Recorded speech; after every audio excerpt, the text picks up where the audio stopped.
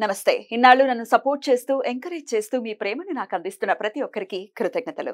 అలాగే ఈ వీడియో కూడా ఖచ్చితంగా మీకు ఉపయోగపడుతుంది. లైక్, షేర్ అండ్ సబ్స్క్రైబ్ చేసి మీ సపోర్ట్‌ని నాకు అందించండి. అలాగే ఈ వీడియో పట్ల మీకున్న అభిప్రాయాన్ని కామెంట్ సెక్షన్‌లో కామెంట్ చేసి తెలియజేయండి. ఇప్పుడు వీడియోని చూద్దాం. నమస్తే. Welcome to our channel. నేను పద్మిని. ప్రస్తుతంతో పాటు ప్రముఖ ఆధ్యాత్మికవేత్త, వాస్తు జ్యోతిష పండితులు, లలిత ఉపాసకులు, వాస్తు జ్యోతిష శిక్షణ నిపుణులు బ్రహ్మశ్రీ నానాజీ పట్నాయక్ గారు మనతో పాటు ఉన్నారు. మాట్లాడదాం. సార్ నమస్తే సార్. శ్రీమాత్రే నమః. సార్, జూన్ మాసం వచ్చేస్తోంది. మరి ఈ జూన్ మాసం 2024వ సంవత్సరంలో మరి ఈ జూన్ మాసం రాశి ఫలాలు జనరల్ గా వింటూనే ఉంటాము. అయితే అందరికీ కావాల్సింది మనీ. ఆబ్వియస్ గా మనీ కి సంబంధించిన అబండెన్స్ కావాలి, సమృద్ధిగా మా దగ్గర మనీ ఉండాలంటే ఏం చేయాలి అని ఖచ్చితంగా అందరూ అడుగుతూ ఉంటారు. కాబట్టి ప్రత్యేకంగా ఫైనాన్షియల్ గ్రోత్ ఈ జూన్ మాసంలో ద్వాదశ రాశుల వాళ్ళకి పెరగాలంటే ద్వాదశ రాశుల వాళ్ళు కూడా ఏం చేయాల్సి ఉంటుంది సార్? తప్పకుండా ఒక్కొక్క లగ్నం నుంచి చెప్తాను. అది రాశికి తీసుకోవచ్చు, లగ్నం తీసుకోవచ్చు. ఫస్ట్ మేషం కనుక చూసుకుంటే, మేష లగ్నం వాళ్ళు శని భగవానుడి దగ్గర దీపారాధన చేసి కాలభైరవ అష్టకం చదువుకున్నా లేదా నల్లటి గోవుకి ఏదైనా బెల్లం తినిపించినా ఖచ్చితంగా ఫైనాన్షియల్ గ్రోత్ పెరుగుతుంది. ఇక వృషభ లగ్నం వాళ్ళు కనుక చూసుకుంటే కుజగ్రహం దగ్గర దీపారాధన చేస్తూ ఆంజనేయ స్వామి ఆలయానికి వెళ్ళి చూడండి, జూన్ మాసంలో ఫైనాన్షియల్ గ్రోత్ ఖచ్చితంగా పెరుగుతుంది. అంటే ప్రతిరోజునా? ప్రతిరోజు లేదా మంగళవారం ప్రతిరోజు చేస్తే ఇంకా ఖచ్చితంగా పెరుగుతుంది. మేషం వాళ్ళు సార్? మేషం వాళ్ళేమో ఆంజనేయ స్వామి ఆలయం అండ్ కాలభైరవ అష్టకం అండ్ శని భగవానుడి దీపం. వృషభం వారేమో అంటే ఇప్పుడు ఈ జూన్ మాసంలో ఉన్న దీన్ని బట్టి చెప్తున్నా, వృషభ రాశి వారేమో కుజగ్రహం దగ్గర దీపారాధన చేయాలి. మిథునం వారు కనుక చూసుకుంటే గనక వీరికి మాత్రం రెండో అధిపతి చంద్రుడు అయిపోతాడు, మారిపోతూ ఉంటాడు ఎప్పటికప్పుడు రాసులు. అందుకని వీళ్ళు వీలైనంత మటుకు రాజరాజేశ్వరి అమ్మవారి ఆరాధన కానీ లేకపోతే శ్యామల దండకం కానీ చదువుకున్నట్లయితే కూడా వీళ్ళకి ఫైనాన్షియల్ గ్రోత్ చాలా బాగుంటుంది.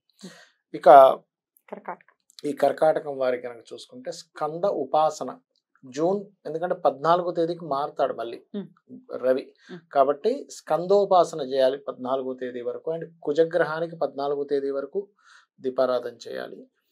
14వ తేదీ ఎప్పుడైతే దాటుతుందో దాని తర్వాత కూడా కుజుడికి చేసుకోవచ్చు, చేసుకోకూడదని కాదు. కాకపోతే అక్కడ బుధుడు కుజుడు ఇద్దరికి కూడా చేసుకుంటూ ఉండాలి. అప్పుడు ఇంకా ఫైనాన్షియల్ గ్రోత్ చాలా బాగుంటుంది ఈ యొక్క వీరికి. అండ్ అదేవిధంగా సింహలగ్నం వారికి కనుక చూసుకున్నట్లయితే ఈ యొక్క జూన్ మాసంలో ప్రత్యేకంగా ఇక్కడ కూడా ఏమవుతుందంటే ధనాధిపతి అయినటువంటి ధనస్థానంలో కేతు ఉన్నాడు. ధనాధిపతి బుధుడు మనకి వృషభ మిథున రాశుల్లో తిరుగుతూ ఉంటాడు. 14వ తేదీ తర్వాత మిథునంలోకి వస్తాడు.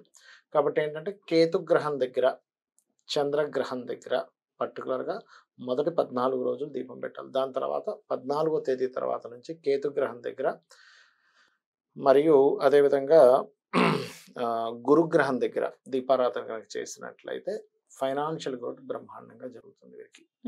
అయితే ఈ చేస్తూ పర్టికులర్గా గణపతి ఆరాధన ఎంత చేసుకుంటూ ఉంటే అంత ఫైనాన్షియల్ గ్రోత్ ఉంటుంది సింహలగ్నం వారికి.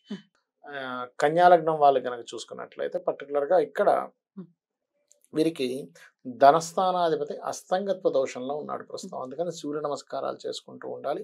అండ్ అదేవిధంగా దత్తాత్రేయుడి యొక్క ఆరాధన చేయడము, రవి గురు గ్రహాల దగ్గర దీపారాధన చేయడము మంచి ధన యోగాన్ని ఇస్తుంది జూన్ మాసంలో.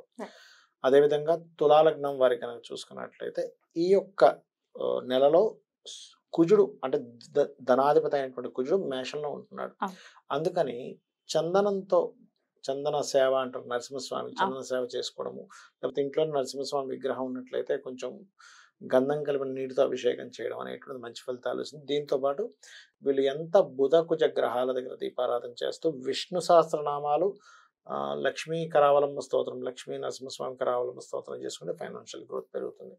ఇదే జూన్ మాసంలో వృశ్చికం వారికి కనుక చూసుకున్నట్లయితే పర్టికులర్గా వీరికి శుక్ర గురు గ్రహాల దగ్గర దీపారాధన చేయడము మరియు దత్తాత్రేయుడి యొక్క చరిత్ర మరియు లలితాసహస్రనామాలు ఇది అందరూ చేసుకోవచ్చు. ఓం సంపత్కరీ సమారూఢ సింధురవ్రజ సేవితాయ నమః చేసుకోవడం. గురు శుక్ర గ్రహాల దగ్గర దీపారాధన చేయాలి, ఎందుకంటే ఈ మాసంలో ఈ పర్టికులర్ ప్లానెట్స్ ఇస్తాయి వీళ్ళకి. అండ్ అదేవిధంగా ధనస్సు వారికి కనుక చూసుకున్నట్లయితే ఈ మాసంలో వీళ్ళు రాహువు గురు గ్రహాల దగ్గర దీపారాధన చేయాలి.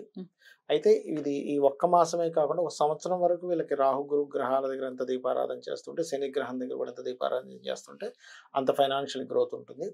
దీంతో పాటు పర్టికులర్గా ఏంటంటే వీరికి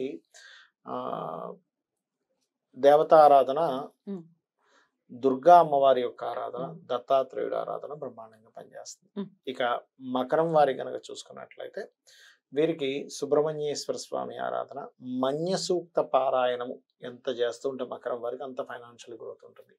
అదేవిధంగా కుజశని గ్రహాల దగ్గర దీపారాధన చేయడం కూడా ఏదైనా గొడవల్లో ఉన్నా సరే మనీ క్లియర్ అవ్వడం జరుగుతుంది.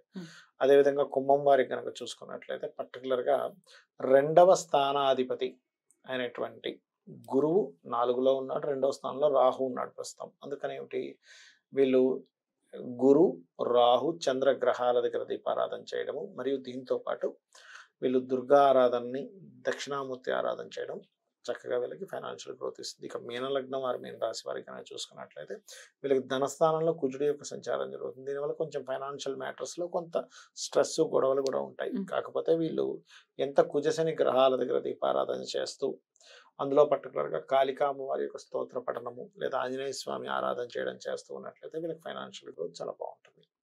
అయితే అందరికీ కూడా చేయవలసింది ఒకటే చెప్తాను నేను, అందరికీ మనకి లగ్నము నక్షత్రం ఏమీ తెలియదు అన్న వాళ్ళకి, తెలియదు అనేటువంటి వారికి ఓం ధర్మాధ్యక్ష ధనాధ్యక్ష ధనధాన్య వివర్ధిని నమః అనే మంత్రం బ్రహ్మాండంగా పనిచేస్తుంది. గోవుకి క్యారెట్స్, బెల్లము తినిపించండి, మరింత మంచి ఫలితాలు రావడం జరుగుతుంది అని చెప్పి మనం చెప్పుకోవచ్చు. అయితే ఇందులో పర్టికులర్ గా కొంతమంది జన్మజాతకాల్లో ఫైనాన్స్ ఇచ్చే ప్లానెట్ దశలు నడిచేటప్పుడు బాగా డబ్బులు వస్తాయి. ఫైనాన్స్ ని వ్యతిరేకించే మహాదశలు నడుస్తుంటాయి ఒక్కోసారి. అలాంటప్పుడు వాళ్ళకి నడుస్తున్న మహాదశ ఏది, అంతర్దశ ఏదో చూసుకోవాలి. ఆ గ్రహాలకు సంబంధించిన గ్రహ ఆరాధన అంటే ఆ గ్రహాల దగ్గర దీపారాధన చేయడము, లేదు దానికి సంబంధించి దానం ఇవ్వడము, లేదంటే ఇప్పుడు చూడండి ఖర్చులు ఎక్కువ అవుతున్నాయి కానీ ధనాదాయం తగ్గుతుంది. అలాంటి వాళ్ళు నేను చెప్పేది ఒకటే, మీకు దగ్గరలో ఆలయం ఏదైనా ఉన్నట్లయితే అక్కడికి వెళ్ళి ఏదైనా సేవ చేయండి.